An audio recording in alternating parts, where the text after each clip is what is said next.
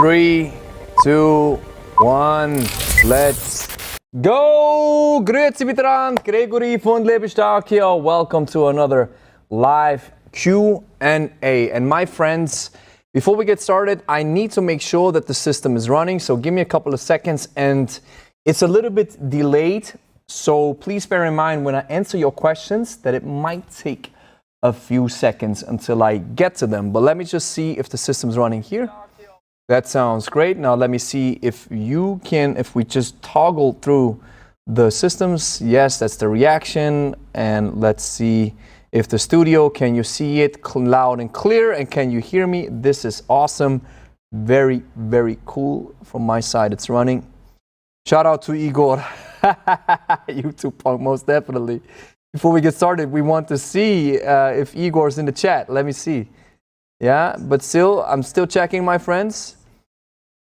Yes, everything sounds nice and neat. So, ladies and gentlemen, welcome Igor. Stravo, my name is of no importance to you. Just know this. I sponsored today's video of Lebe Stark. In the back you see my friend Igor. We are both hunting for good kettlebell channels. Make sure you like and subscribe to the Lebe Stark YouTube channel. Or else, comrade, we can't consider you to be a true student of the art of kettlebell training. Yes, so ladies and gentlemen, you've heard Igor. You have to like, subscribe, and become part of the House of Stark, at least on YouTube. So my friends, it's been a long time actually. My good friend Jason, YouTube punk, who's in the chat, who's our moderator, he sent me an email. He said, bro, it's been a long time since your last Q&A. And I was like, I was thinking about it recently. I was like, hey, maybe I should do a Q&A. And his email was like, yeah, it's a nice reminder. So thank you so much, Jason. Okay, we have a couple of questions in the chat. I can see we have 21 people rocking with us. Thank you so much for joining. Thank you so much for showing up. And Jason, if you see that I'm missing a question, please let me know in the chat. So let's go through it right away. And we have, before we get started though, you can see right here, right? It says the 6-week kettlebell challenge. We have 50% off. If you check the link in the chat, the 6-week kettlebell challenge it quickly becomes a bestseller from our kettlebell courses, because in 6 weeks you can get massive results. I'm going to show you something that's going to blow your mind. Just one of the results that we just got in recently with kettlebell training and with a little bit of nutrition, just tweaking a few of the cogs of training and nutrition to give you massive results. And this is what this great course is actually for. And if you see the link in the chat, you can get it for 50% off. And that's the sponsor of this video. We only sponsor our own stuff because we have so much stuff actually running for us. So we get a lot of these sponsorship requests. But here's the thing: I only want to plug something that fits the audience. I don't want to plug a mobile game or anything else that you see sometimes other YouTubers do. Even though that it's not a bad thing if you want to do it as a YouTuber, do it. But I feel if I want to plug something, it has to match our audience. And I think the last sponsor that I did was Manscaped. And now thinking back, I don't know if I would do it again because it doesn't really fit the audience. If it's kettlebells, if it's something that, fitness related that really hits home, then we're going to drop it and we're going to maybe do a sponsorship. But until now, I've said no to so many things. But hey, I'm going off, as usual, going off a tangent right here. So let's check out the questions, my friends. So D. Rochelle is saying, I have a question about a routine that would serve as strength and conditioning for BJJ for Brazilian Jiu-Jitsu. And then he follows up with saying, oh, no, that's Lee Harris. It's another question. Okay, so D, did you ask the question? Here you go, D. A little bit later down the chat, he says, double kettlebell with a continuous loop of burpee, clean and press, and squat. Repeat for 5 minutes. So 5 minutes is one round. So double kettlebell, burpee with maybe one pump, or just a burpee, then clean and press and squat. I would actually, if you would do this, I'm going to show it to you how I would do it. And you want to repeat it for 5 minutes. Would this programming be good for BJJ? What would you change? Well, it depends on what the actual goal is. I would say for, let's just say regular conditioning or your GPP. GPP is a way better description, says general physical performance or preparedness. For your general physical preparedness, this sounds like a solid plan because it gives you a lot of power development from the clean and press. It gives you some strength. It gives you some endurance. So why not use it? And the burpee, I think burpees, man, if you've been watching our stuff lately, we have fallen in love with burpees. I really like this exercise. And combining the burpee with kettlebell, like I'm saying now, is a match made in heaven. So yeah, do it. So how would I do it? And maybe 5 minutes for one round. It also depends on your level of fitness. If you want to challenge yourself a little bit, maybe up the ante, maybe go up to 7 minutes, 10 minutes. I recently did a workout with burpees and kettlebells that took me 15 minutes to complete. It was 25 reps of 2 counts or 2 pump burpee. So down, 2 push-ups, come back up, and then clean and jerk with 2 reps for 25 reps. And yeah, maybe depending on your fitness, you want to challenge that a little bit. So how would I structure it? So let me switch the camera real quick and then show you how I would do it. So with double kettlebells, right? So let me grab 2 kettlebells.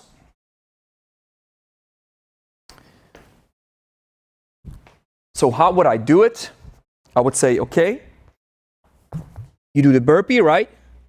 So that's 1, 2, maybe 1 pump or 1 push-up. You come back, boom. And now I would clean it. Boom. Then squat. Back up. Press. Drop. Boom. And then relax. Take your time. And then go back at it. And I think that's how I now structure burpees when I do this type of burpee kettlebell workout is I always rest approximately 4 to 5 seconds in between reps to recuperate. And if you would choose, let's say 25 reps, and with this type of workout, it would maybe take you, let's say 10 minutes to complete it, then you could challenge yourself a little bit, say, for the first 15 reps, you do burpee, push up, come back, clean, squat, press, drop the kettlebell, that's 1 rep. You do this for 15 reps, and then for the final 10 reps, you go consecutive without rest in between the reps. And I think this would be a great conditioning workout for your BJJ. I hope this helps, brother. Thanks for the question. Let's see what we got. Let's see.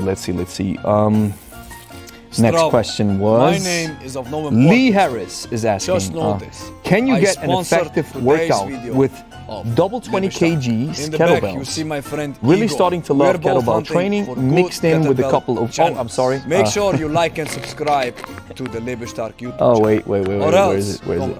We can't consider let me shut this off. Of Igor is... of kettlebell training. Igor was messing with me. So Lee Harris is asking, can you get an effective workout with a double 20 kg, really, or double 20 kg kettlebells, really starting to love kettlebell training mixed in with a couple of compound movements and wondered if the 20 kgs would be enough stimulus. Now, Lee, the question is effective for what? Right? So effective for, depending, again, it's always, I know, we always say in fitness, it depends. And I want to, even though I do understand why we say it, I also want to give you something tangible, right? Because if we just say it depends, you're like, okay, why am I tuning in for, right? But let's just assume if you want to use it, just like our brother Deer here, you want to use it for conditioning, depending on your fitness level. Double 20 kgs is tough stuff, right? So if you're proficient with kettlebells, double 20s are already in the advanced category. And now it's the question, right? What does an effective workout mean to you? Is it just touching all these spaces of human performance at once? Maybe a little bit of strength, a little bit of cardio, a little bit of endurance, a little bit of mobility, how I like to structure my programs. That's why I love kettlebells, because they touch all these spaces. Or do you say, no, I actually have a goal where I really want to hone in, and this is the goal that I want to achieve, and then maybe the answer changes a little bit. But double 20 kgs, man, of course, you can get a nice workout in. And Nico Demore says 20 kg can get you a long way. Heavy is relative. Yes, because it depends on the eye of the beholder or on the person who is lifting the weights, right? How strong are you? How fit are you? These are all the questions that need answers before we can properly answer your question per se.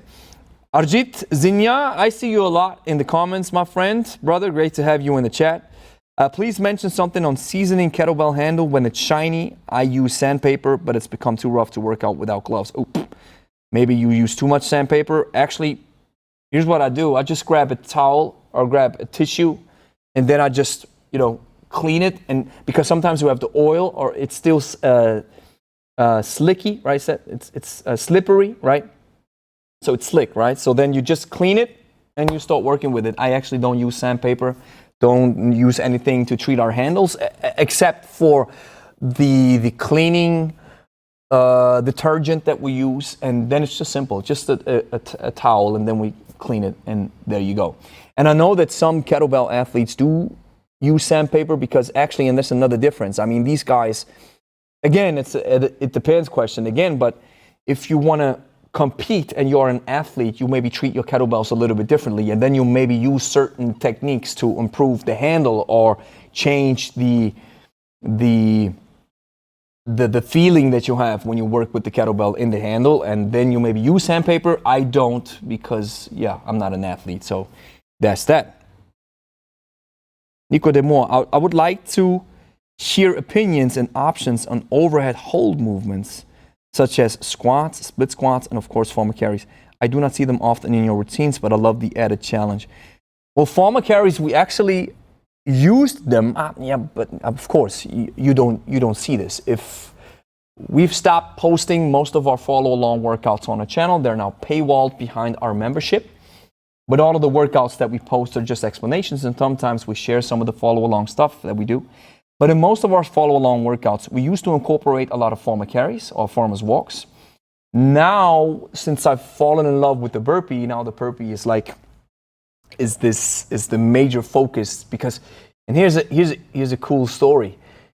The reason why I think burpees are so effective is because it breaks a little bit of the monotony that you get when you train with kettlebells. Now, I almost consider myself a kettlebell scientist. I want to learn everything there is to kettlebells, and I don't get boring in that case, but still the burpee just really gave it some spice, gave our workout routines a little bit more spice, especially when you combine it with the kettlebell. And that's why we have now added the burpee instead of the farmer's carries. But farmer's walks, man, I love it. It's awesome. But you want to hear opinions and options on overhead and hold movements. Well, squats and overhead. If you do a squat or a split squat, there's nothing overhead, right? So if you want to do an overhead squat, I love it. I love it. So overhead stuff would be something like this. And let me just switch the camera again. And that's stuff that I do on a regular, or that we do regularly in that case. And depending, I just had a conversation which is going to be on, I'm going to share it on the podcast, on the Kettle Nights podcast, because I had a great conversation with Sergey Rudnev. Sergey Rudnev is a legend in the kettlebell world, and he was just sharing a couple of insights when it comes to kettlebells. So, and that's just great that you're asking this question, because I can now share it, so therefore I can repeat the story, and then it really ingrains into my memory. But first of all, let's focus on overhead movements, right? Overhead hold movements, like you describe it. So one thing that I love is this. So it's just an overhead squat, right? Overhead squat, boom, and up, right? Squat down, back up. So this is a great overhead hold movement. Another would be, of course, the windmill. And the final one would be a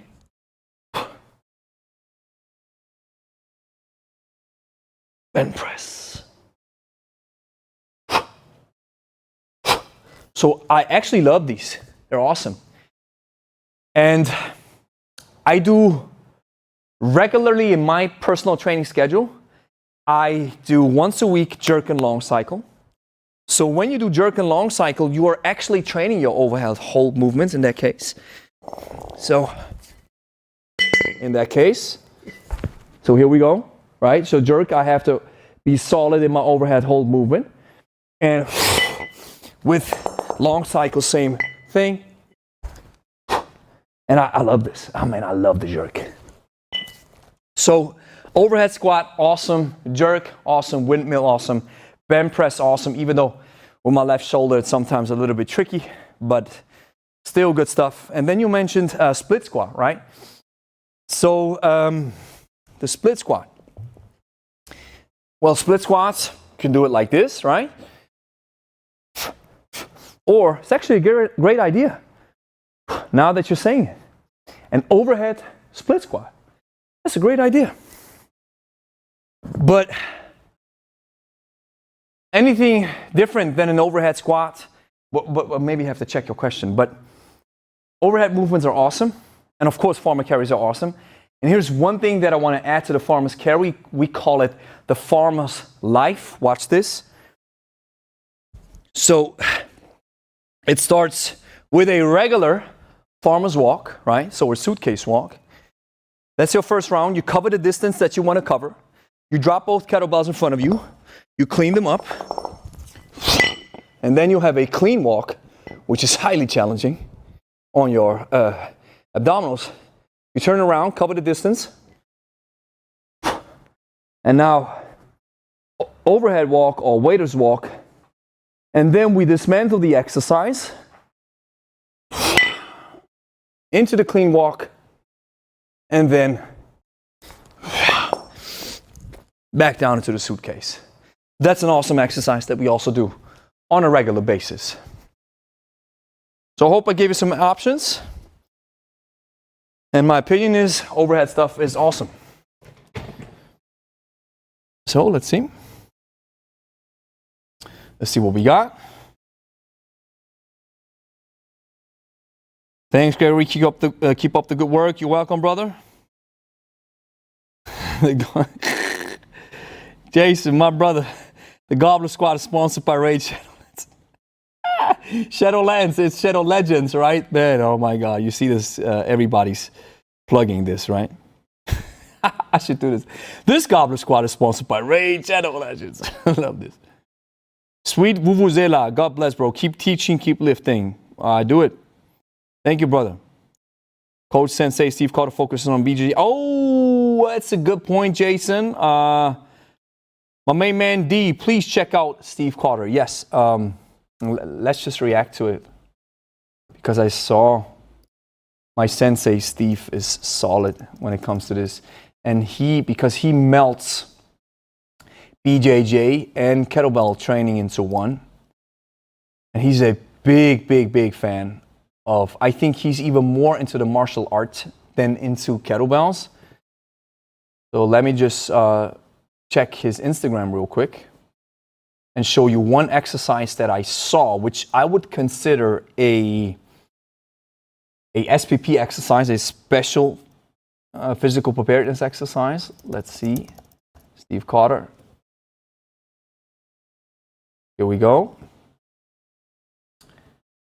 Takes ages, and let me just see if I can find it before I show it to you, because it's been a while since he posted it. But he's got so much stuff going. Here we go. And let me just now, here you go. So see what Steve Carter says. He says, my sensei, combining my passion of jiu-jitsu, kettlebells, and mobility. Loaded full mount to technical mount transitions. If you would like to learn more, send him a message. Yes, because he has a kettlebells for jiu-jitsu seminar coming up on August 26th. So yeah, it's been a while. But that's actually something, right? I don't know a lot about BJJ, but that's what I love about my sensei. He is not scared, or he is always trying to experiment, and that's what he taught me, to experiment with different training styles, different training modalities, and combine it. And that's actually something that also let's call it in sports terminology, when you break exercises into these different phases, like GPP phase, SPP phase, competitive phase, and post-competitive phase. They always say that a solid coach is experimenting with exercises. And one thing that we have to understand, and that's something that I have learned recently after really diving into these types of ideas, how to really prepare an athlete is, if you want something, and that's why it makes so much sense if you're watching this and if you know BJJ, you know BJJ better than I do. But the reason why it makes sense is because he's actually using a loaded tool like the kettlebell, and he is implementing this type of tool in the exercise itself or in the sports requirement itself. And this is where the highest skill transfer is happening. You sometimes see exercises where people tell you, this is going to make you faster in boxing, this is going to improve your speed and blah, blah, blah, blah, blah. But one of the most important aspects of sport-specific exercises or special or specific exercises for a specialty like your sport or your man, I'm getting lost sometimes. Just your sport-specific exercise is, it has to translate into what you're actually doing on the field. So if you find an exercise that you can load with a kettlebell or with a barbell or with a dumbbell or whatever have you, and this can transfer well into the sport that you actually needed, then you build, you might have found something that really works and then will augment or improve your game on the mat in that case. Yes, good plug there, Jason. Awesome. That's why it's good that we have you on, Jason. Great stuff. So here we are back again. Love your content, Jim. Love your content, brother. Thank you. You're welcome, brother. Dekergda. What do you think about warming up with skipping rope or jump rope? Yeah, good idea. Do it. I would classify a good warm-up, or I would categorize a good warm-up into two parts. And it should serve you three distinct benefits. So let's focus on the parts first. The first part would be, and let me show it to you so it's easier for you to understand. So a solid warm-up, in my opinion, first consists out of mobilizing the joints, lubricating the joints, keep the synovial fluids going. And this could be stuff like this, right? Where you start with the neck. So for example, in our warm-up, I'm going to do it quick. We start with the neck with different exercises. Then we move down from the neck into the shoulders. Then we do shoulder exercises. Then we move from the shoulders down into the chest area or your T-spine area where we do T-spine exercises. Then we move down into the waist where we start exercises to mobilize the hips. And then we move down further into the hips where we start mobilizing the hips and the joints that are attached to it. And this is where a lot of people are tight. That's why, at least if you don't have a lot of time, warming up the shoulders and warming up the hips is, in my opinion, one thing that is highly important, because many people are tight in the hips, tight in the shoulders and tight in the hips. So then we are right here. Then we do stuff like this. And then we start down, we go down to the leg. Then we start exercises like this, right? Rotating the leg. And then we move down into the spine where we relax it, right? Boom. And then once you have mobilized the joints, and this doesn't have to take long. If you're not an athlete who is preparing for a 2-hour session where you're working on skills, then I don't think you need a 20-minute or a 30-minute warm-up. 5 minutes of mobility is enough, or maybe even 2 to 3 minutes. And then once you're done with the mobilizing aspect, then here comes part number 2. Here comes the heart rate. And depending on your level of conditioning, some people are so deconditioned that these type of exercises where you are mobilizing the joints already gets their heart rate up. And then, but you still want to focus in the second part on getting your heart rate up. And this might be, right, jump rope, right, doing exercises like this, maybe a couple of burpees, or maybe you run on the treadmill for a couple of minutes, or you do a couple of minutes on the rower, on the rowing machine. So that's what you can do. And these are these two types. And the reason why I think a warm-up is supposed to serve you threefold is the following. Number one, a good warm-up should take you or open up an escape route out of everyday life, out of the stresses that you experience, out of life in general, your work, your family, and all these factors that are going on in your life. So the warm-up should serve as an exit where you're now saying, okay, listen, these problems and the world is still existing, right? But now I want to exit out and I want to use and do a couple of exercises to get out of my everyday life into training mode. So that's benefit number one. And benefit number two is, like we mentioned, then we want to mobilize the synovial fluids in the joints. And then number three, we want to get our heart rate up. And then you start training. And I think really a warm-up doesn't have to take very long. If we train, we warm up with some kind of almost static stretches, even though I just read in a great sports physiology book that you don't want to do too much static stretching because this might decrease your strength in the training or in the sessions. So then I just do some dynamic stretches. And then what I love to do, I forgot to show you. What I love to do, I'm really falling in love with this one. And I highly recommend you guys, if you are into kettlebells, start implementing this, the mace. Because this, I think the mace is one of the closest relatives to the kettlebell. And you see a lot of practitioners working with maces. And it really works your shoulders, works in my case, since most of the time I stand still, it works on my how can I say it, on my understanding of space and time. And I really love it. The mace is an awesome tool. And I use it every time in my warm-up.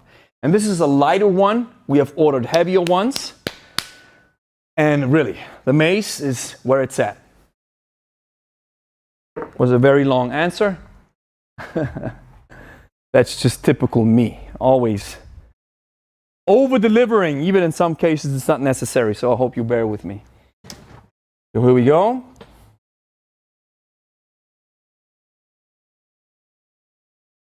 Jason says he used sandpaper once, never had an issue. That's good.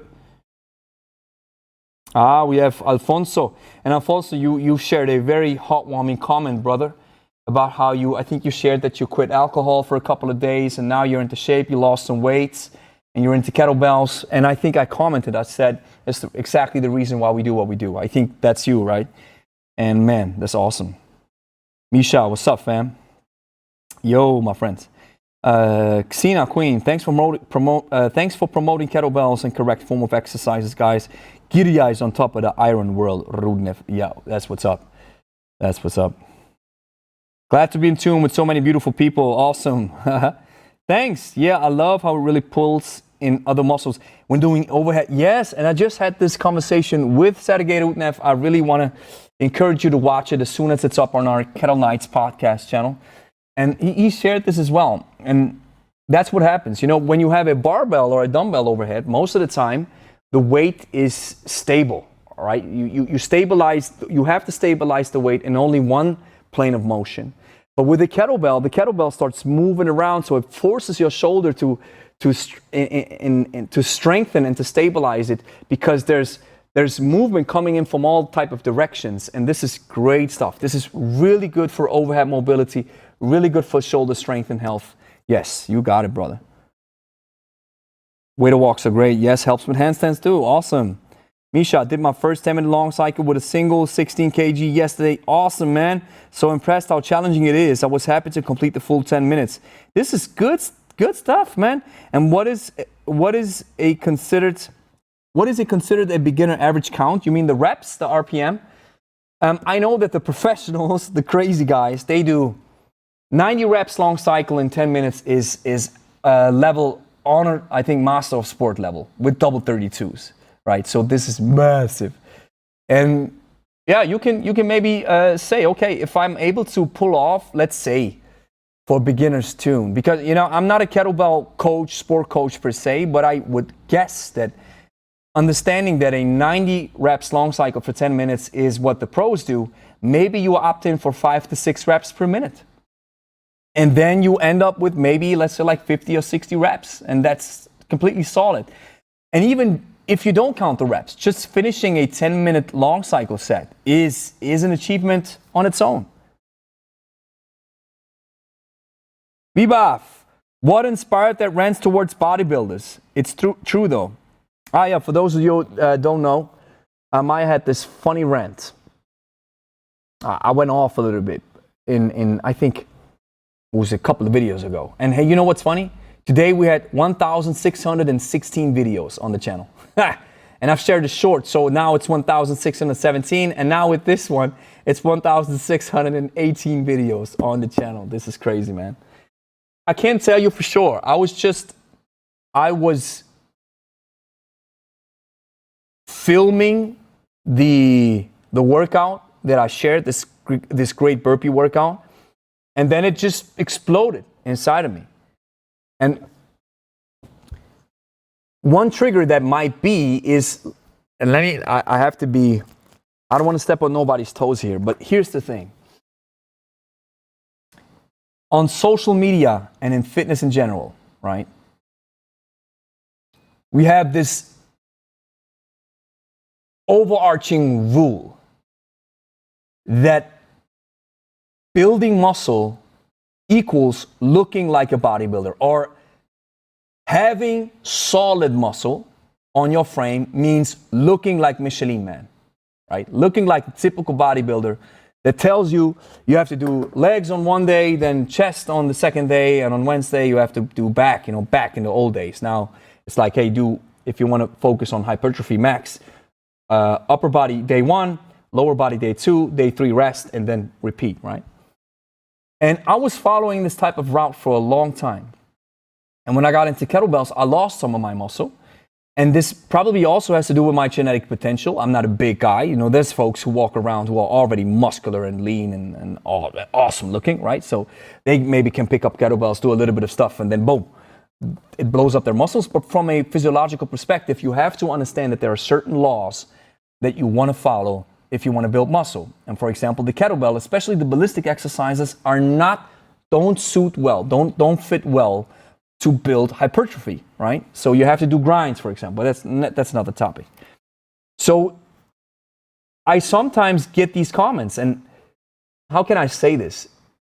I'm not mad, but I'm just sad. It's just sad that so many people think, especially in the social media world, fitness world, YouTube fitness or whatever have you, because we're so conditioned to think that building muscle or looking big is the ultimate goal of everyone, because we see it so rampant.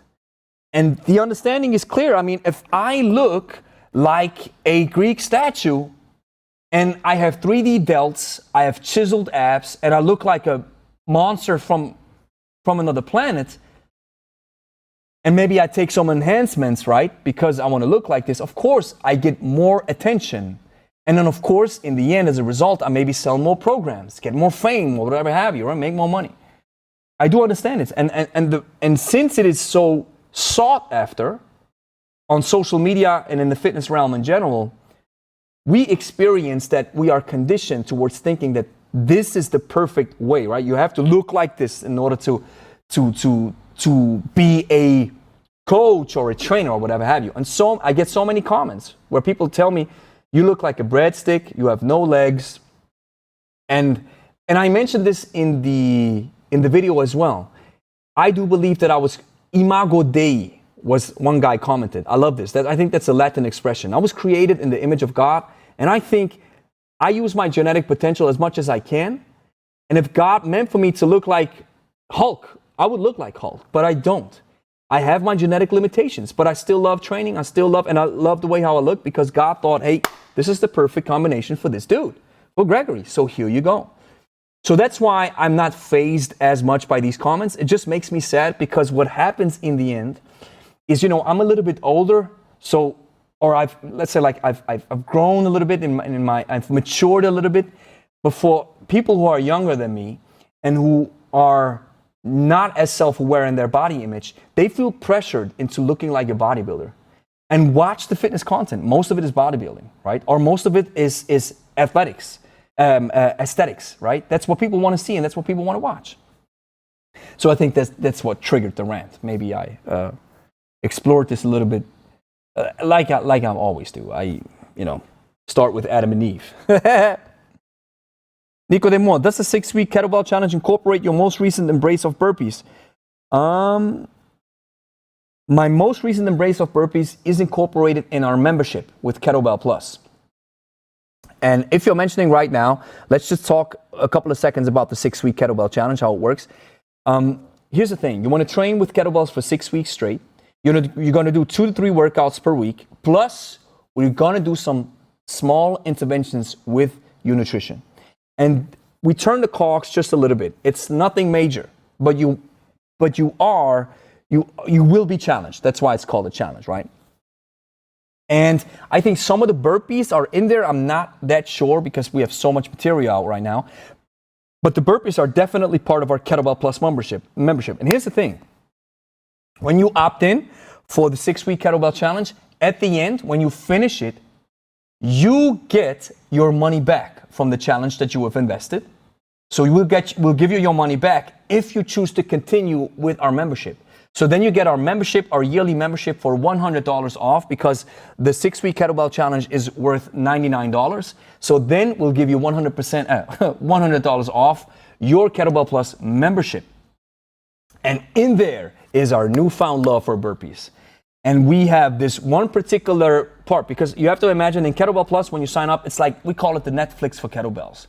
You have so many courses. I think right now it's over 15 courses to choose from strength to endurance to building muscle, just regular routines, focusing more on nutrition, focusing more on training. We have everything in there. It's just an awesome membership. And one thing that I really love about the membership is we call it the Iron Flow. And the Iron Flow is an easy to understand challenge. You want to train at least once or twice a week throughout the whole year until you die. That's the premise of this challenge and of the Iron Flow. And with the Iron Flow, you get 2 workouts per week, one on Monday and one on Thursday, always new workouts. And mostly on Thursday, we now have incorporated our recent love for burpees. So on Monday, we do some solid kettlebell stuff. And on Thursday, most of the time, not all the time, but most of the time, we get some burpee kettlebell stuff. And here's the challenge, is simple. Train twice a week forever, or at least for a month, and then for the second month, and then for a full year. And I think this is where the idea of accountability comes in. We want you to train at least once or twice a week because let's be honest, if life happens all around you, and if you're in my age group, most of the people that I know, our clients, they find time for 1 or 2 workouts per week, and that's it. And I say this so many times on this channel, the frequency over the week, the frequency over the year is more important than the frequency over the week. And let me just share something. Let me just prepare this real quick because I want to show you one recent result that we got from our challenge. His name is Silvio, and this is just solid, man. Look at him. He was already a little bit prepared, so he trained already with us. But in 6 weeks, he chiseled down. He got shredded. He got shredded with kettlebells. And what he did was simple. He followed our nutritional schedule that we showed him. And it's nothing crazy, nothing fancy. And he also trained on a regular basis. And he told me in the end he quit alcohol for 6 weeks straight. And I told him that's good because you're actually getting rid of all these liquid calories that you don't feel, right? Because sometimes when you overeat, you probably feel it. But with liquid calories, you don't really feel it. And then he also, in the last week of the challenge, in the last 3 weeks of the challenge, we have one big challenge. That's tough to follow. We want to skip 1 meal a day. And he did it. And look at it. Look at this dude, my man. I'm really, really proud. Only 6 weeks of work with kettlebells and just some proper nutrition. And you know what he said, which is so fascinating? He shared with me, he said, you know what's awesome? I didn't feel like I was on a diet. It didn't feel like it was a pain. It didn't feel like I had to really motivate myself to do it. And of course, this also depends on the person who engages into the challenge. Some people are challenged more than others. But he said, listen, I was never hungry. I just knew I had a goal. I followed through, and here we go. So I have been training 7 weeks with kettlebells. 3 times a week, around 45 minutes per workout. Sounds great.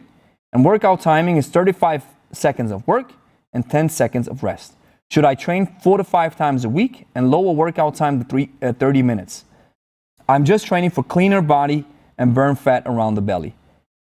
I don't think you have to. 3 workouts, 45 minutes per workout, that's solid. Maybe you're thinking, I want to cut down the training or cut down the time that I'm investing into training because other things are going on, and then I want to split it a little bit more over the week. Totally fine as well. Totally fine. As long as you keep moving and as long as you stay consistent and as long as it's a routine that allows you to stay consistent, because sometimes we use a routine or a schedule that makes it impossible for longevity, then we have to switch it up. But 7 weeks already sounds like a longevity plan, so keep going, brother. Please mention breathing techniques in long cycle. Difference, I tend to struggle with double, but do much better with, okay. So let's just check this real quick and let's see what time it is. Yeah, we have another, let's 15 minutes left in the chat, in the stream. So let me just, oh, I was in the studio, my friends, I'm sorry. Oh, I'm sorry, you just saw the studio, but at least you heard me talk, right? Yeah, trying to, wearing so many hats, right? Jason, why are you not in the studio helping me? Okay, so long cycle breathing techniques. So here's how I do it, like this.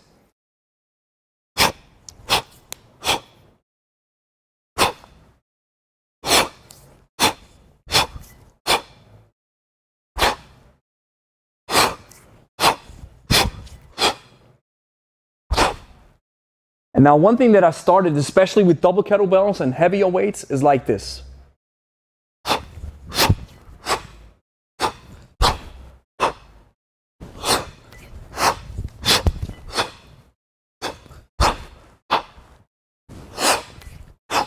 And one thing that you can also try, it doesn't matter whether it's 1 kettlebell or 2 kettlebells, is when you are in the rack position and you need to recuperate,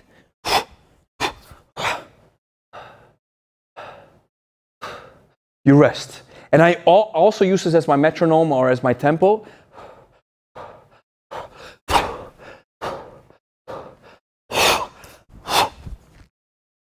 And that's the type of breathing technique that I use.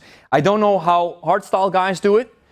That's the way I do it, or know how I consider it the most effective, especially when you want to engage into more reps.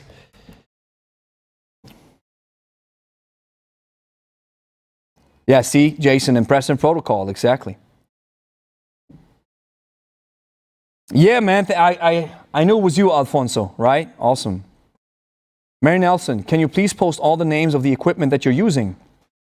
Mary, yeah, let's go back to the studio. So, what I use the most, of course, is the kettlebell. And funny, I just had a session with a client today and told him how I use it. So with the kettlebell in my training schedule is Monday, Wednesday, Wednesday, but it's every time actually. Monday is mostly, it's only kettlebells. I have to be more precise. Monday, kettlebells only. Wednesday, if I use it, then in a burpee protocol. Friday, double kettlebells. And Saturday, maybe some get-ups, maybe some swings. Then, the barbell, I love it. The barbell is Wednesday, bench press, pull up, some body weight stuff. That's why I use the bench and the rack. And then I sometimes use the prowler, but we most of the time use it for clients. So that's our weight sled right here. This is just awesome to train with. But most of the time in my focus is the kettlebell, the barbell, some body weight, and some burpees. So that's it. But of course, we have a little bit more equipment for, diverse types of training that we use for our clients. And I sometimes like water rowing, don't do it as regularly. And yeah, that's it. Yeah, pretty basic. And yes, some dumbbells, of course. So kettlebells, barbells, dumbbells, some body weight, some burpees, just all the good stuff, right? All the good stuff.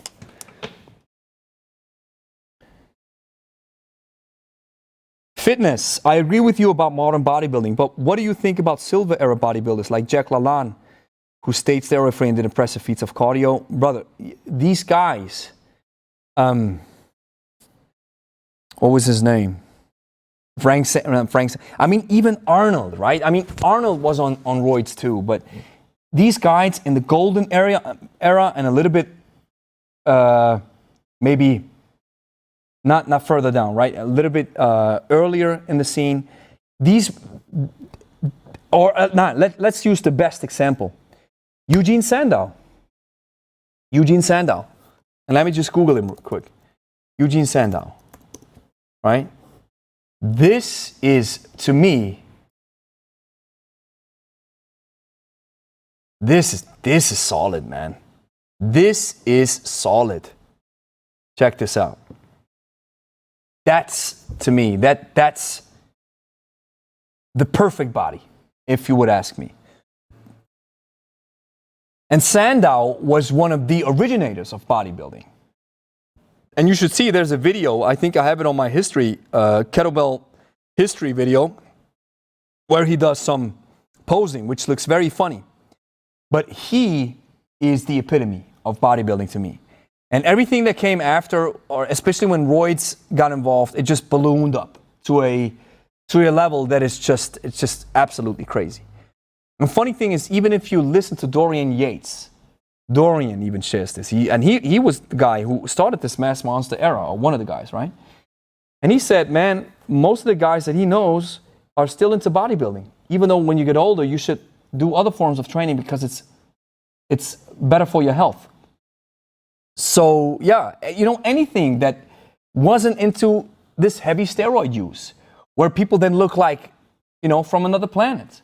And even the fitness models, right? Using PEDs or using some kind of medication or some kind of enhancements to achieve these incredibly lean physiques, where I'm just asking myself, yes, in a couple of years down the road, right? If you get off the mats, what's happening? And that was the base of my rant. What's going on when you stop taking these mats? Maybe some of you saw the video or saw only the thumbnail of what's his name? I think he's from the Netherlands. Forgot his name. Was it Rolly Winkler? I think he stopped taking steroids, and look at him now, right? So that's not something that I think should be this popular. But that's just my personal opinion. If you like it, that's awesome. But from a body image perspective and how healthy it is, my job as a coach is to make people healthy and make them look good and improve their aesthetics, but still make sure that their health markers are going through the roof as well, and not just the aesthetics, right? Mary, I just turned 50 years old. I used to be a bodybuilder. I've always worked out, but I stopped working out about 5 years ago and just came back to it. I discovered your video. I'm so in love with it. Awesome, Mary. Appreciate it. Can you please game? Oh, yeah, I saw it. I already saw it. Who needs a gym if you have kettlebells at home? Exactly. Exactly. Even though, the barbell is still awesome, the dumbbell is still awesome, the kettlebell is just able to do a lot of stuff at once, touch many bases of human performance at once. Supplified. Keep it up. Your strength is your open outlook at other trainers, learn and distill the best practices. Exactly. I take the Bruce Lee approach. I want to listen to everybody, then form my opinion, use what is best for me and for my clients in that regard, and disregard what doesn't work. Exactly, brother. Awesome. What exercises can build glute strength power while limiting glute hypertrophy? I think you can always follow the same rule. If you don't want hypertrophy, you go heavy weight, 1 to 3, maybe 4 reps, and anything beyond 5 to 6 reps is then eliciting to a certain extent hypertrophy, but you still want to go heavy and use less reps. And glutes, squats, right? Some goblet squats, some heavy goblet squats, they're very tough.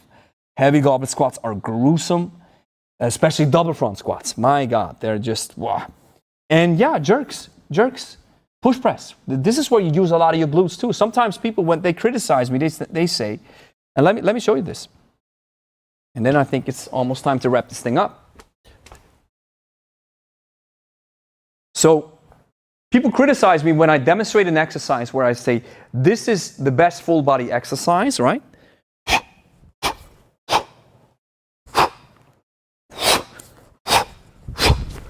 It has everything. And then people say, well, what about legs? What about squats? Well, I have the legs right here. I push it forward, have it right here, keep my glutes tight, even though you're supposed to relax them when you go for heavier, longer sets of time. But in my case, I keep it tight, and then I, boom. Where do you think the power comes from? Here. If I go into the dip and then into the bump. Where does the power come from? It originates from my legs, right? So, and it's so awesome. It has pull, it has push, it has carry, it has legs, it has upper body. That's why I'm so in love with the clean and press. So you could probably also use double kettlebells for heavy jerks. And this will also give you some nice glutes. And squats, of course. And lunges.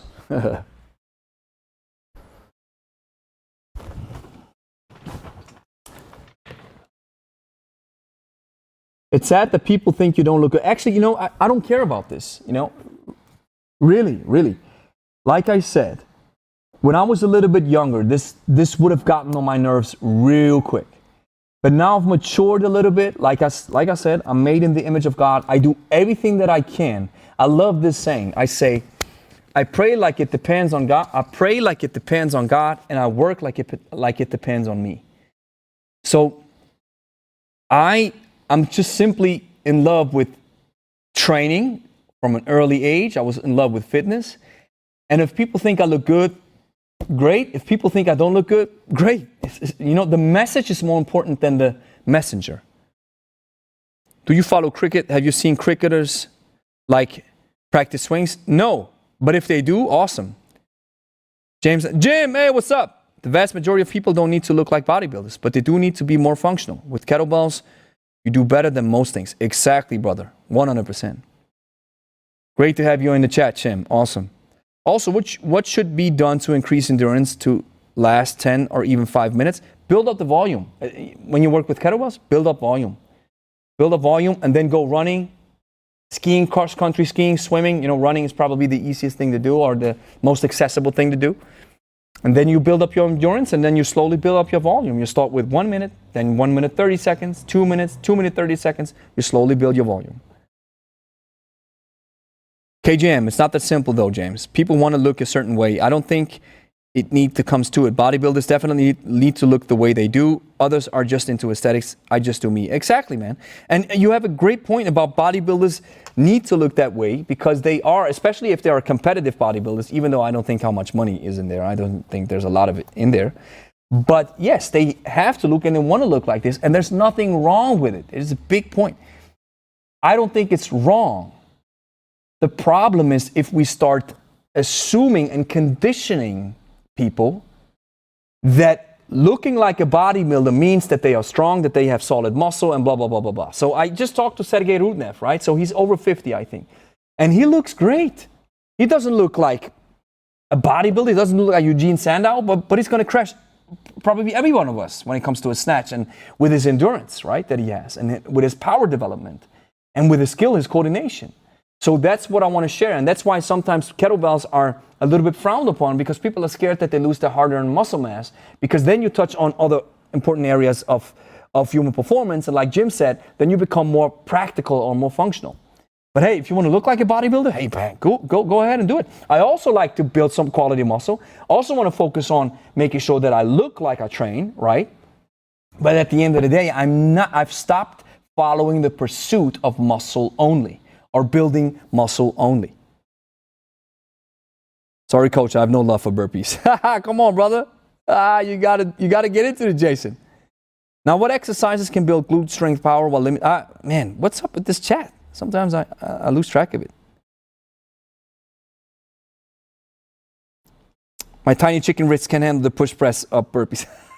Just give it some. It's the same with everything, right? Just give it time. Give it time. And if you are having trouble with the push-up down like this, use 2 kettlebells, right? Boom, boom, push up over the kettlebell works as well too.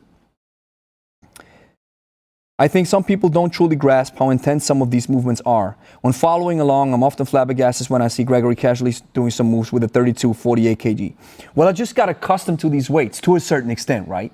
I mean, I just had a conversation with Sergey Rudnev. You know what he shared with me? He said he knows of a girl. She's 15 years old, 55 kg body weight. She used double 24s, 48 kg for I think a jerk session, 61 reps in 10 minutes. Can you imagine this? And I think the youngest that he heard was 14 with double 32s, a young male, double 32s, right? And he's not a big fan of this because he says, you know, you have to be a little bit older. You can get into kettlebells when you're young, but, you know, with these heavy weights. But look at Johnny Benitez, right? That guy, what is he? 63 kg or 62? Small, right? But he works these double 32s like it's nothing. It's so impressive. So you get used to this type of training to a certain extent, and then you unravel a whole new world when it comes to kettlebell training, which not a lot of people go there because it's so intense and so hard and requires so much practice. But if you go there and just touch on the base of it, you just feel like a $1 million if you're able to push through. I love kettlebells and gymnastics. Angie, yes. And muscles, she also changes barbells. That's what's up, babe. And that's important. You want to understand that there's different tools for different purposes. And that's why I've also stopped believing or stopped pushing this idea of styles, because it's not about style, it's about your intent. What do you want to achieve? And if you tell me what you want to achieve, then you have to use a solid means that logically follows your pursuit or your goal. Any thoughts on doing doubles with different weights? Yeah, I've heard about this. Some people do it. I don't do it because, well, I never tried it, I have to be honest. But I heard for some people it's awesome, right? Some imbalance or some forced imbalance. And what all these people say is that you have to make sure that you want to switch sides then at the end. Dion, calories burned during kettlebell. Do you continue to burn calories after the workout? It's called a epoch effect, right? The exercise epoch effect. What is it called? Excess post-exercise oxygen. Let me show you. Excess post-exercise oxygen consumption. Epoch. Now, the effect happens that you burn calories after you finish your workout, but I have to be clear, I've read another study that says that this epoch effect is not as meaningful or not as significant as it's touted by, for example, high-intensity practitioners or folks who build their whole marketing around the epoch effect. It is there, but it's not as significant, according to this recent study that I read. But maybe we have already changed our opinion on that as well.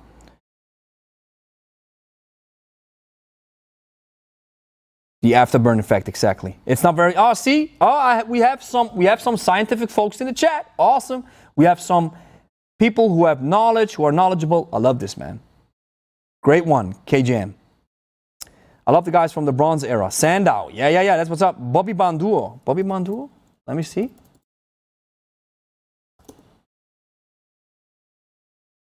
Yeah, exactly, man. Just Googling him, and I see some other folks as well. But wow. Yeah, see? That's what's up, man. That's what's up. Wow, I got to show this to you. Yes. Bobby Banduo.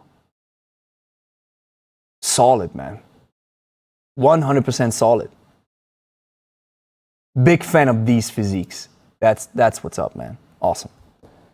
So many great insights in the chat. Guys, so awesome. Yeah. Dorian, the absolute monster, yes. Do you need to stretch extensively before kettlebell sport, or is it safe to just go into the body will warm up? I would use, like I mentioned in the beginning, you can scroll back a little bit. I would use a proper warm up, but don't go too hard on it. Don't do it too long unless you do a very long session. And watch out for static stretches. According to Thomas Kurtz in his book, I think Exercise Physiology, static stretches may impair your strength. Oh, yes, how can we forget this? Anthony, to me, I personally love how George Hackenschmidt looked. Of course, the Russian Lion. How can I have his book? What's it called? The Russian Way? No, The Way I Live. I read his book, The Way I Live. Man, how can we forget him? Yes, yes, yes. Look at my man here. Wow. And this, my friends, this is just absolutely achievable. And look how, man, he looks so, bam, he looks like this. Watch him, guys, watch him. That's him. Look at him, look at him. Bam, bam. Yes. Georg Hackenschmidt. And he was also big in Greco-Roman wrestling, right? Yeah.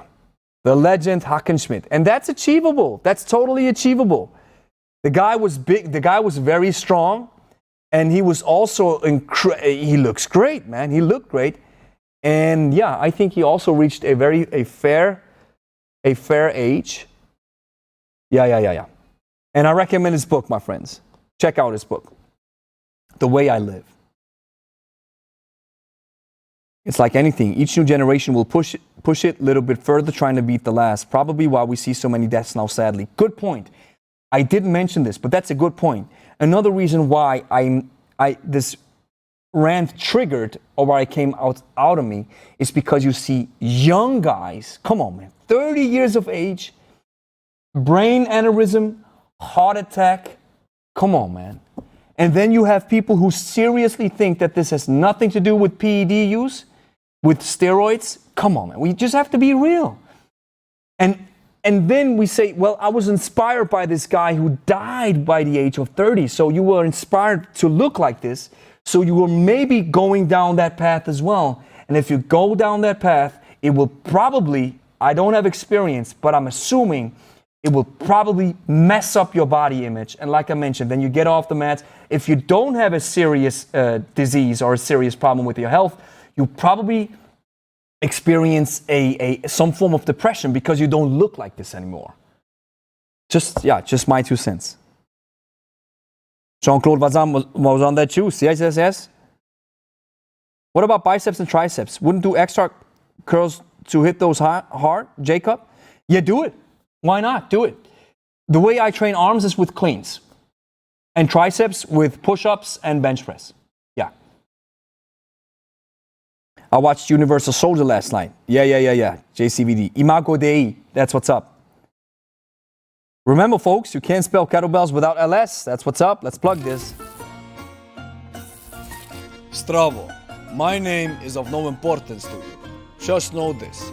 I sponsored today's video of Lebe. In the back, you see my friend Igor. We are both hunting for good kettlebell channels. Make sure you like and subscribe to the Lebe YouTube channel. Or else, comrade, we can't consider you to be a true student of the art of kettlebell training.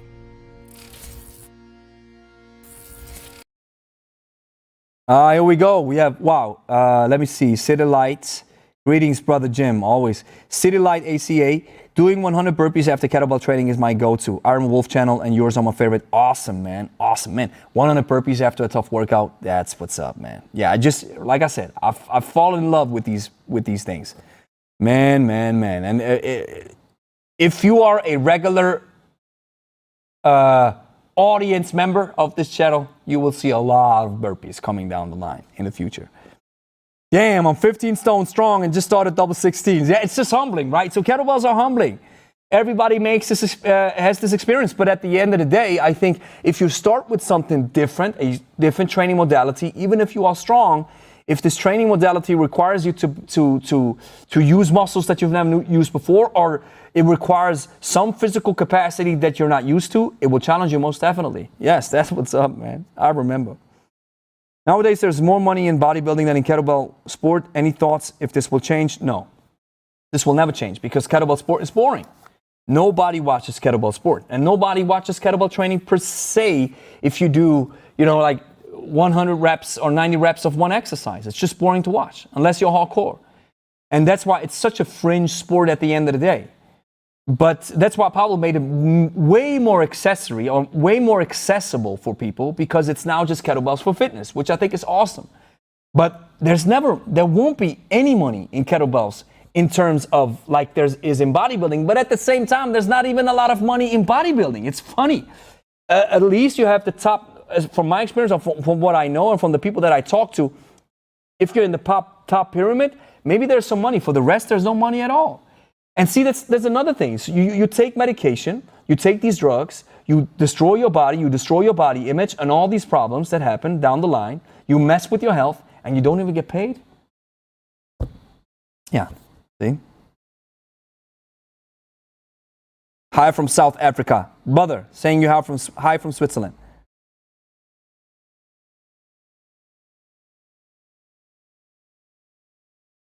Opinion on targeting different muscle fiber types?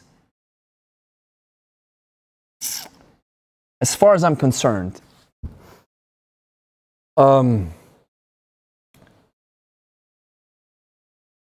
if you go max heavy, right? Let's just say, and I felt this. I cannot prove it, but from a physiological perspective, I think it is well researched. Even though you always see new studies and new stuff coming out that says something else, or just and that's what I love about science. It's just we don't know the truth. We are just experimenting, trying things out to get closer to the truth, right? But let's just assume you are deadlifting heavy, and I mean really heavy, and then you're bench pressing heavy. You are targeting your, I think it's right, type 2A and type 2X muscle fibers, the quick ones, the fast ones, right? And as soon as you go for a run, or for you go cycling or swimming, locomotion activities for a half an hour, you are targeting type 2. Type 2. Type 1, excuse me. So from my perspective, it is possible, but I'm not a physiologist expert. I've heard some different opinions on this topic, but from my basic understanding, it is type 2A, type 2X is max strength, and type 1 is endurance. But I've also heard that they work interchangeably to a certain extent, but like I said, I'm not a physiologics expert. Okay, guys, we're going to finish this up. Thomas, habe über 20 Jahre, I'm going to translate it in English real quick. Ich habe über 20 Jahre, I was doing for 20 years rope skipping with heavy ropes. I'm looking for something, a softer alternative. Can I use kettlebells? Yeah. Okay, so Thomas is asking if he can use kettlebells and use them like in a bodybuilding sense, like Montag Beine, Monday legs and Tuesday back. Ich antworte dir kurz auf Deutsch, Thomas. Das kannst du natürlich. Du kannst die Kettlebell in Form von Bodybuilding nutzen. Natürlich kannst du das. Du kannst sagen, okay, am Montag mache ich nur Beinübungen mit Kettlebells und am Dienstag mache ich dann nur Rückenübungen. Das kannst du. Das ist kein Thema. Ich würde einfach sagen, dann kannst du aber auch Kurzhanteln nehmen. Da musst du nicht, Kettlebells haben einen ganz spezifischen Aspekt und ein USP, ein Unique Selling Point, den sie sehr speziell machen. Und dann würde ich die Kettlebell halt für das einsetzen. Und wenn du sagst, du brauchst eine Alternative für deine Sehnen, Bänder und Gelenke, Swings. So let me translate this real quick. So Thomas is looking for an alternative to heavy ropes or rope skipping. And if he feels that his body is maybe not able to cope with it anymore, if he gets a little bit older, I said swings are probably a great alternative because swings or ballistic exercises are soft on the joints. And then he said, and that's a good question, can he use kettlebells and use them like in a classic split, Monday legs, Tuesday back, Wednesday, whatever have you? Of course you can. Because the kettlebell at the end of the day is a weight. And you can use a weight for any type of intent, for bodybuilding purposes, for endurance purposes, for power purposes. Of course you can. What I would say is you don't have to use kettlebells then. You can use dumbbells, right? Or maybe barbells, right? Because if you have a kettlebell, why not use it for the USP? Why not use it or at least implement or dedicate some of your time to the USP of kettlebells, to ballistic exercises, swing, clean and press and snatch. Dodgebell. I think the Gregory's too small. That's just not right. I have lifted conventionally, but I am way more functional now. Yes. I think everybody feels this. If you work with kettlebells for long sets of time, and if you are really, really dedicated to kettlebell training, you will become more practical, most definitely. Eric, hey from UK. Eric, I see you sometimes in the comments. Awesome. Great to have you in the chat. Are you going to do live workouts or series like Stranger Things, or are you stopping this kind of thing? Yes, we still do it, but it's paywalled behind our membership. So sometimes we maybe post some of the follow-along workouts, but it's not. We said we're going to cut this because we want to offer something to our members that we don't offer on YouTube. Because if I would make everything free, then people who are signed up for the membership will be like, well, I can just watch your YouTube channel, right? But the follow-along workouts are not exclusively reserved for our membership. And you can find it in our website, but you can also jump into the 6-week kettlebell challenge that I've posted in the chat. And then after the 6-week kettlebell challenge, you get a reduced a possibility to join our membership, Kettlebell Plus, we call it, for a reduced fee if you want to join the 6-week kettlebell challenge first. Great chat, Gregory, bro. This is a nice little community. Amen, brother. It is. Thank you for doing this. You're welcome. I'm 74 and I really like the Trinity. I keep the weights light. Yeah. The Trinity of exercises. That's what's up, swing, clean and press, snatch. That's what's up, brother. Thank you. Thomas, you're welcome. Angie, she is donating 2 Franken, 2 francs. Baby, I love you. You know I love you so much. Colin, thanks for your muscle fiber answer. I'm coming more to the opinion that it's mostly BS, except in extreme circumstances like you mentioned. Everything works together. You do as you are born to do. Awesome, Colin. And I think I've watched the video about this. And I think it could be the same discussion with burning with the energy capacity, right? With the energy systems that we have. We have ATP, we have carbohydrates, and the Krebs cycle, and then we have fat, right? So we have these 3 energy systems. So it's let me see if I can recall it. ATP, CPR, so creatine, ATP, right? Then you have the what's number 2? Help me out in the chat. What's number 2? And the last one, it's such a strange name, but I memorized it. Oxidative phosphorylation. That's number 3. But what's number 2? It's involved in the burning of carbohydrates. Let me see if somebody. Let me see. 3 energy systems, human body. What's number 3? The glycolytic pathway. Here we go. So I think it's the same discussion here. Once you move your body, all 3 systems work in tandem, right? So everything works in tandem. But I think the details, the devil's in the details, right? So depending on the intensity of your training, one particular system has to work more, or one particular system is required to do more work than the others. And I think with muscle fibers, it's probably the same. So the body always works in unity, right? But I think you can still target somewhat some of your systems or some of your fibers a little bit more. But that doesn't mean, I think that's an important point to make, that doesn't mean that the other fibers, or in that case, the other energy systems, do not work or are excluded from putting any kind of work into the exercise or into the motion. Also, kettlebell snatches, what part of the body does it work, Naveen? Full body. Full body. Also, how do you progress in weight when doing kettlebell snatches? I've successfully done 18 and 25 pounds, wondering how to go up to 30, 40, 50 pounds. Listen to your body. That's it. And be careful with the technique. Let me just finish this chat off. Let me finish the session with one thing that I want to show you. And that is, this is crucial. Hand insertion. Learn this from Rudnev today. When the kettlebell is overhead like this, watch, right? So it's not like this, and you don't even bring your fingers into a curl it into a fist, but it's like this. Complete relaxation. And even leave your fingers. I get used to it, so I have my fingers a little bit on top, but I leave them as relaxed as possible, and I turn my wrist a little bit in. So that's a big difference now, right? I just felt it immediately. And when you drop it, be careful, you drop it along here. And that's something that I want to improve as well, because I used to switch the grip right here, and now I want to learn to really drop it and then catch it right here. So that's something that I want to really learn. And building up volume with the snatch, be careful with your hands, right? Because you don't want to turn your hands into hamburger meat. And go build up the volume slowly, step by step. Try a couple of reps with the heavier weights and then see how you feel. And if you feel like, nah, I got to go back to it. One thing that is highly important is really talk to a coach if you want to improve your kettlebell snatch technique to make sure you don't make any mistakes as you move up with the weights.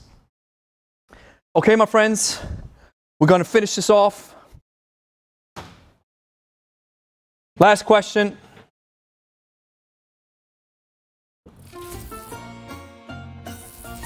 Stravo. Love your content, brother. My name Thank you, is brother. of no Awesome. importance to you. Just Tyler, know thank you this. so much, man. I sponsored Saeed today's principle. video Specific of adaptations Lebe to impose In demands. the back, you see my friend Igor. That's it. We are That's both it. hunting Most definitely. for good kettlebell channels. Make sure you like and subscribe to the Lebe YouTube channel. Ah, Or Jacob, else, Trinity needs to be a quad Trinity we can't to add consider goblet squats. you Yes. to be a true Good student one. of the But art here's the of thing, you know, kettlebell training. the reason why I call it... this ad is so funny. And I'm talking over it. The reason why I call it the Trinity is because these are all ballistic exercises. Swing, clean and press, or clean and jerk, and snatch. And these three ballistics are the Trinity of kettlebell training because you can only do these exercises properly for longer sets of time and for the benefits they provide with a kettlebell. Goblet squats you can do with everything. That's the reason why I call it the Trinity. Angel coming home. She's signing off already.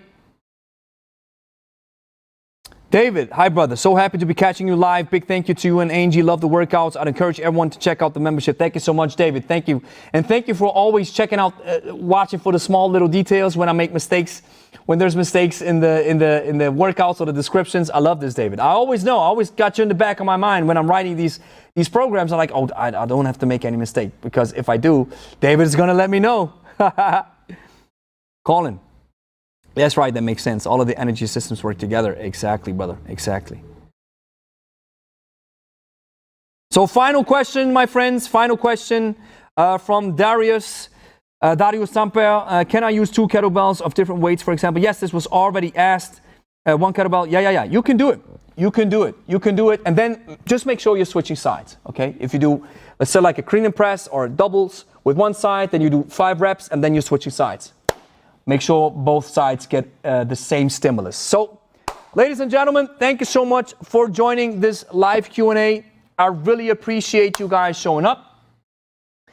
And I really appreciate you guys subscribing and liking because I see the channel is getting some massive growth. Of course, we're putting out a lot of content, but the growth recently has been very big and very, for our means at least, it's been substantial. And I appreciate it. I thank you so much for watching the video, liking it, sharing it with your friends, sharing with other kettlebells enthusiasts. And then, of course, to you guys who are now joined in the chat, thank you so much for your time. I catch you on the next one. Have a good night. Bye-bye. Maybe you're thinking, Gregory, this sounds awesome, but I need some help. I got something for you. We call it the 6-week kettlebell challenge. And what this challenge offers you is all these 3 important aspects that I've showed you in the video is included in an online course that can help you to get into the shape of your life. It is aimed at individuals over 40, 50, and 60 who desire a fit, healthy, and strong life so that they can fully enjoy their family, job, and business in the coming years. The 6-week kettlebell challenge is made for you if you want to debunk the myth that life after 40 is going down the drain. You will discover a simple method to build muscle, master kettlebell techniques, enhance fitness, and have fun while training to get in shape and lose weight and burn fat like a flamethrower on steroids. All of this without wasting time or money in a crowded gym. It's very important. I understand exactly where you're coming from, because achieving and maintaining a lean body, it doesn't come easy. It doesn't come easy to me. It doesn't come easy to our clients. We all have to put in the work. And in addition, I found that kettlebell training was challenging because I had no idea how to properly use this powerful tool. So now I want to give you the knowledge to understand how to use the kettlebell to get into the shape of your life. So here's exactly how this challenge will help you. You'll receive a comprehensive kettlebell online course that you can implement independently to get in shape in the comfort of your own home. You'll discover a simple way to make your eating habits healthier in 3 simple steps. And you'll be guided by the course and regularly receive new workouts and tasks that motivate you to stay on track. So these are the 3 things: training, nutrition, and accountability. And this is what you can achieve. You can achieve sustainable weight loss, clothes fitting again, no more sweating when climbing the stairs, a balanced feeling throughout the day. You can sleep better. You'll get more energy during the day and in the evening. You set a flamethrower to your fat deposits, because the kettlebell is some sort of a flamethrower that incinerates fat deposits. You'll achieve a youthful appearance. You'll look younger, because when you train, your cells regenerate in a different way, which will give you this youthful look that many people are craving for. It is the fountain of youth, but we have to put in some work. You'll achieve a sexy body. You'll enjoy your training, and this will contribute to long-term commitment. You'll have more joy in life, less pain, increased attraction to the opposite sex, comments from friends and family where they see, hey, wow, what happened? And you'll have a reduced risk of cancer, heart problems, or stroke. And you'll have a direct transition into Kettlebell Plus, where we gift you 3 months for free. So after the challenge, once you're done, you'll have a program that you can then continue to really achieve even better results and maintain what you already have. So this is what you have to do. You'll engage in the 2 to 3 kettlebell workouts per week. You'll have daily nutritional habits. The core system will tell you what you have to do, and you can lose up to 12 pounds or 6 kilos in 6 weeks. And this is what you need: a kettlebell. Simple. And this is how the challenge works. You'll have access to our online system. Everywhere where you have a solid internet connection, you can access it and you can work through it step by step. You'll also receive a powerful bonus, and that is Steve Carter's CKT 3.5-hour seminar. I can't stress enough how much Steve Carter's coaching influenced my coaching. And his philosophies are the building blocks of what I teach today. Because kettlebells require some skills. It's not just the training, you also have to know how to handle the kettlebell. I also go into a massive detail for you to understand how the kettlebell works, but this seminar with Steve Carter will take your kettlebell skills to the next level. This challenge is derived from our personal training high-ticket program, the same challenge that cost you $2,000 if you would do it with us in a one-on-one setting. But this is not what you're going to pay. You're not even going to pay $997, which would be 50% off, right? You're going to pay, drum roll, bam, $199. A massive discount. But wait! There's more. At the end of the challenge, you'll get your money back. Yes, that's right. And how do you get your money back? If you choose to continue with us with the annual membership of Kettlebell Plus. This is our Kettlebell membership. We call it the Netflix of kettlebells, that offers you hundreds of follow-along workouts and a dedicated program to continue after your challenge. We'll deduct the price you paid for your challenge. And the good thing, you will save money every year you're signed up. So this is a no-brainer. This means that you will have trained with us for 6 weeks for free in the end, if you decide to continue, which we recommend to keep or improve your results. But it gets even better. We offer you our 14 days Saved by the Bell guarantee. And most of our clients notice a physical change after just 2 weeks. And it may not be evident on the scale yet, but physically. And I guarantee you this 100%. And if you haven't experienced this physical change after 14 days, you will receive a full refund of your money. So enroll now. You get everything. The workouts, the nutrition, how we improve your diet, and we'll stay in contact. We'll stay connected to you to boost your accountability. That's everything included in the 6-week Kettlebell Challenge. So I'll see you on the other side of this program.